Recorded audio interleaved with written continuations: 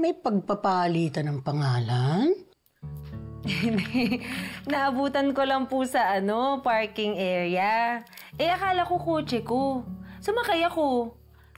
Pala, kotse niya pala yun. Buti nga, hindi nagalit eh. Guwapo ba yung Wilfred? Mabango ba yung Wilfred? Guwapo nga, guwapo nga. Ay, nako. Never at wala akong balak na magkapanahon sa ganyan, Manang No. Ako? No jowa since birth? Paano naman kung eto na yung time? Tapos, siya pala yung para sa'yo. Paano yun? Ay, naku, Manang. Ano? Wala! Naku? Wala! Naku, ikaw nga, Lorena, ha? Alam ko marami kang tinatakasan. Pero pwede ba, wag mo isama sa listahan ng tatakasan mo yung love life mo? Lalo na kung kuwapo at saka mabango. At saka, hoy, excuse me. Sa atin dalawa, mukha lang akong manang pero ikaw mas manang. Mayos ka nga. Kailan mo sasagutin? Uy! Nag-text na ba? Nga, wala. Tingin ka nga ng tingin dyan sa phone mo. Hindi, sinitingnan ko lang sino po. tinitingnan mo? Yung sa Sige nga. bazaar natin bukas. Talaga lang, ha? May update na. Naku. Nagsisinungaling ka pa yan. Lumalaki ilong mo, gumaganon. Apo, salamat. Balik ka ulit, suke. Mga suke, pili kayo dito. Maraming maganda.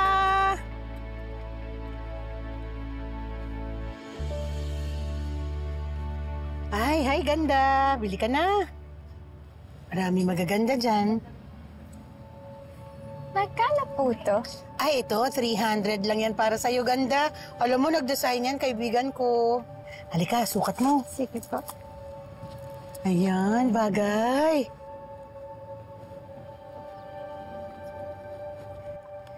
Wala po pala akong cash. Meron po kayong e-cash? Ay, oo naman. Ay, wait lang po.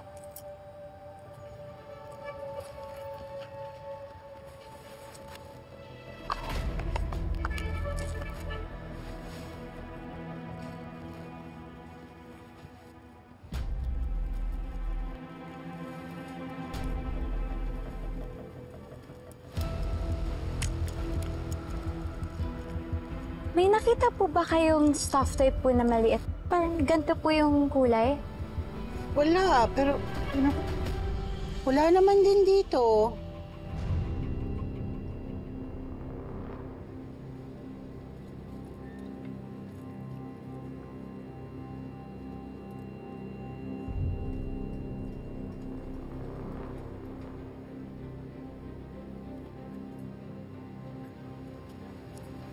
Wala eh.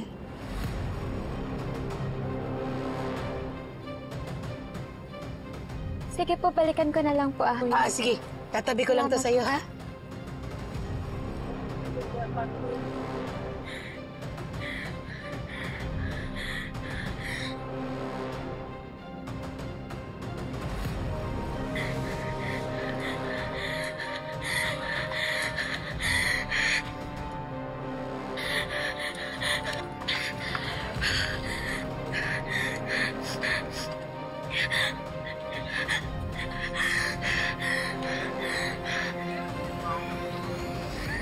Okay ka lang ba, Iha? Ha? Okay ka lang? Hinihinta siya. Kawawa naman yung bata. Pinapanic attack siya. Ha? Excuse me po. Okay ka lang? Excuse lang po.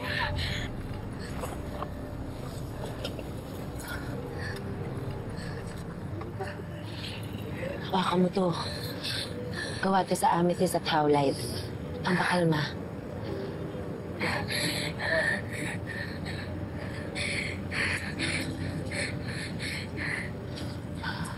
Hinga tayo, Inhale.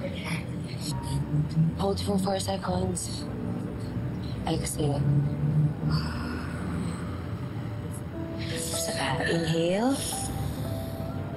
4 seconds. Exhale. One more. Inhale. Sen.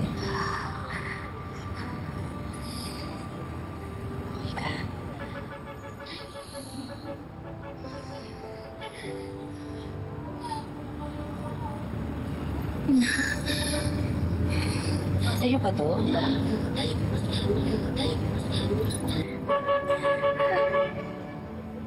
Akala ko po nawala ko na. Halika, gusto mo kuha tayo ng iinom?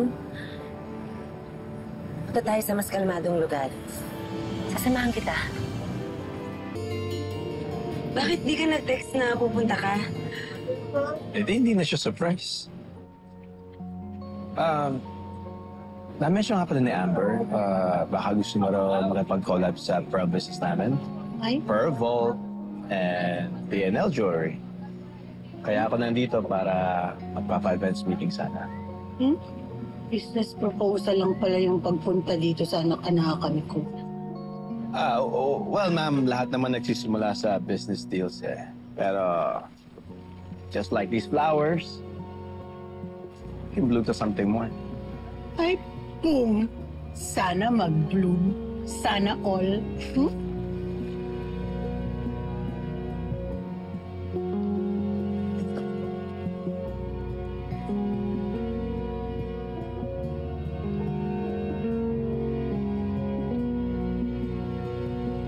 We started as a small family business.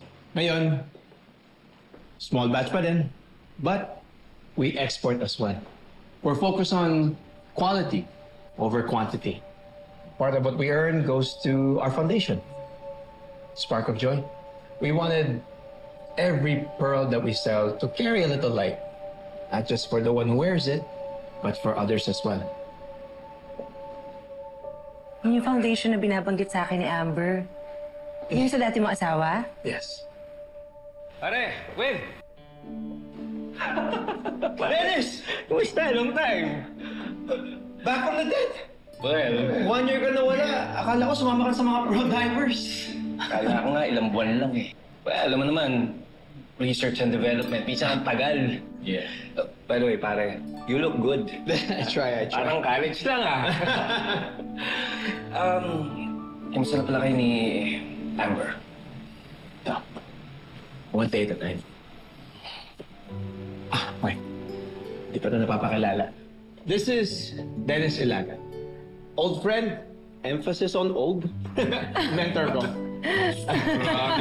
So, occasional investor and I guess a self-proclaimed pearl geek. Larela.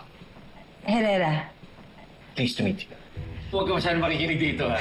Anyway, hindi ko na i-istorbohin yung tour ninyo. Pare, Yeah. I'm not sure kung ito pa ba yung dati mong number. Check mo.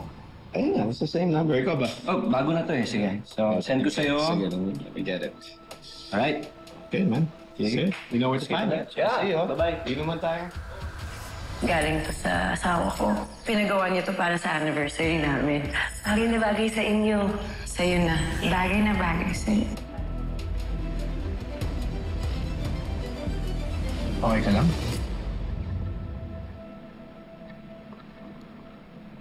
Yung bracelet?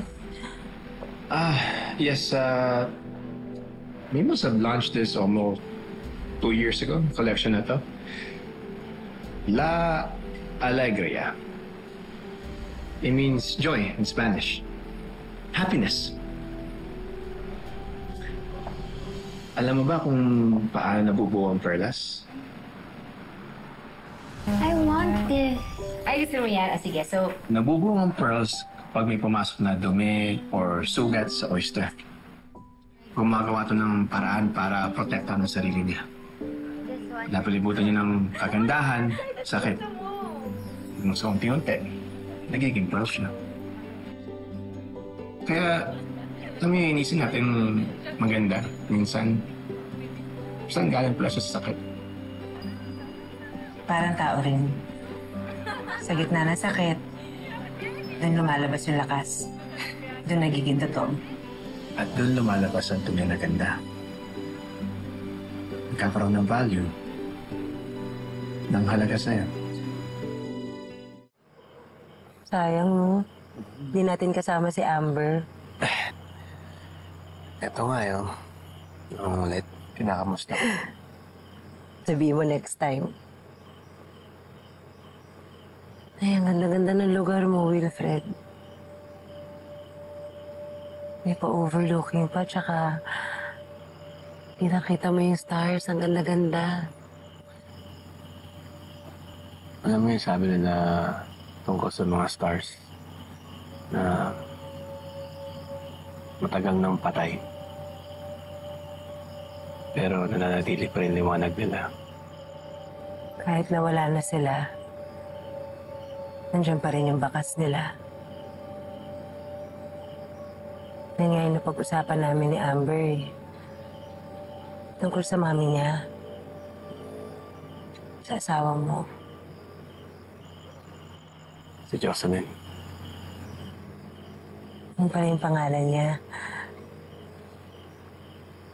Sorry, pero ano nga ba yung rason ng pagkawala niya? Nagkasakit ba siya? Natay siya. Sorry. Ongoing pa rin yung investigation.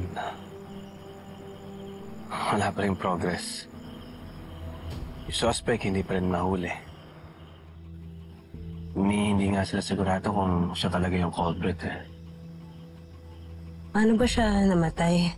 Multiple blunt force trauma. Paulit-ulit na pagbugbog sa ulo gamit ng isang matigas na bagay. Hindi isang beses lang.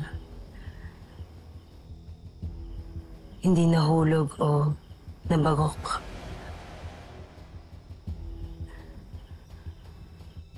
Iba.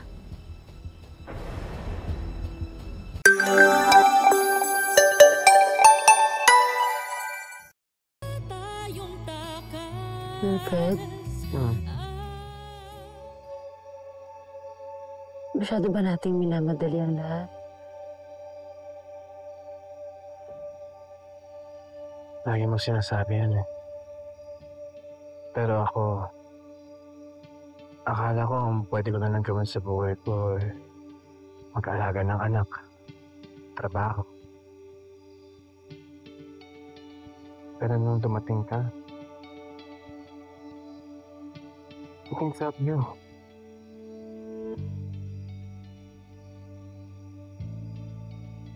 Kaya bakit ko aaksayin yung panahon ko kung I can spend all these moments with you?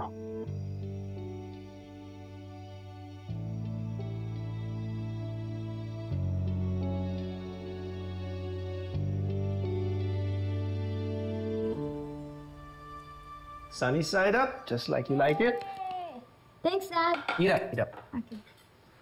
I'll get one na, ha?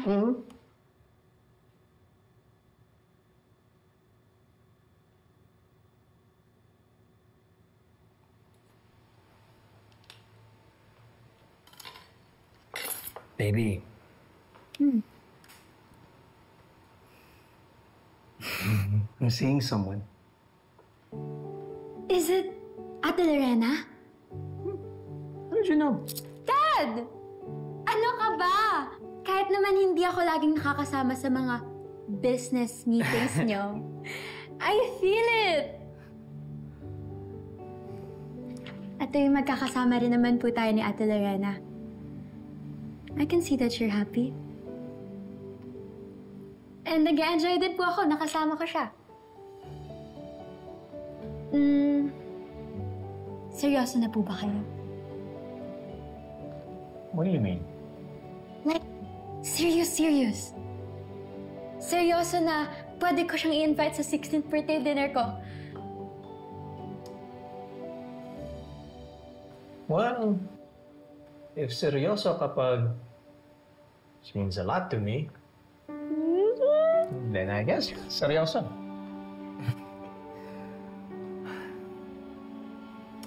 Grabe, Amber. You know, I haven't felt like this since after... Well, as long as you're happy, Dad. Basta, wag mong sasaktan yung new bestie ko, si Ate Lorena. Naku, Dad, pag sinaktan mo talaga si Ate Lorena. Opo, ma'am. I won't. Okay? Promise? I promise. Okay. Okay, let's go eat. Ma'am! So how was your business meeting? Tell me about it. Uy, Ronnie, wait nga lang. Bakit ba natin sinusundan si boss? Gusto kong makita yung cheap-ass Lorena na may audacity na i-flirt yung boss mo.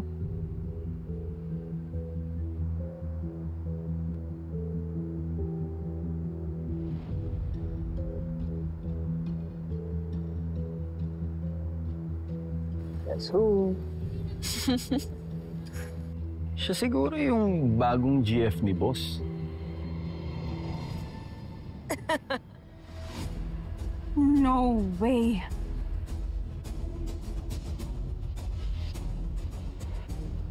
Kilala ko siya. And who the hell are you?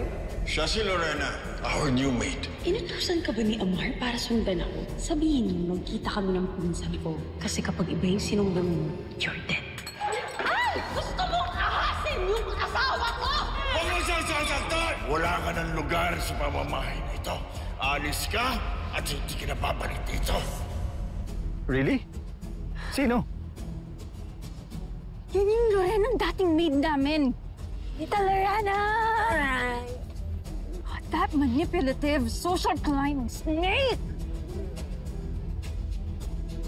So, I'll see you po on my 16th birthday celebration? Oo naman. Kung okay lang sa daddy mo. Yeah! Dad, let's go na. Baka ma-traffic pa po tayo. See you, Tita Lorena. See you soon. Mama. Bye-bye. Bye. Let's go, Dad. Narinig mo yan? Na-promote ka na? Tita Lorena na. Baka next time, baka na. Uy, malis ka na nga. Baka ano pang matawag ko sa'yo. Sige, alis na ako, pero...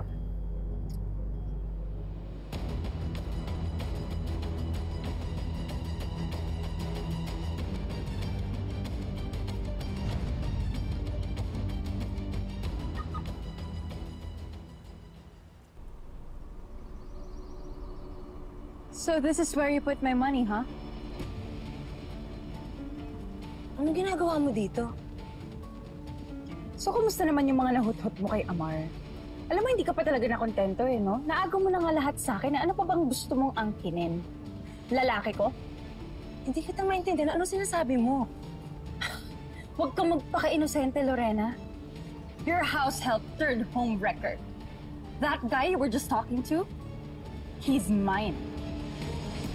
Si Wilfred?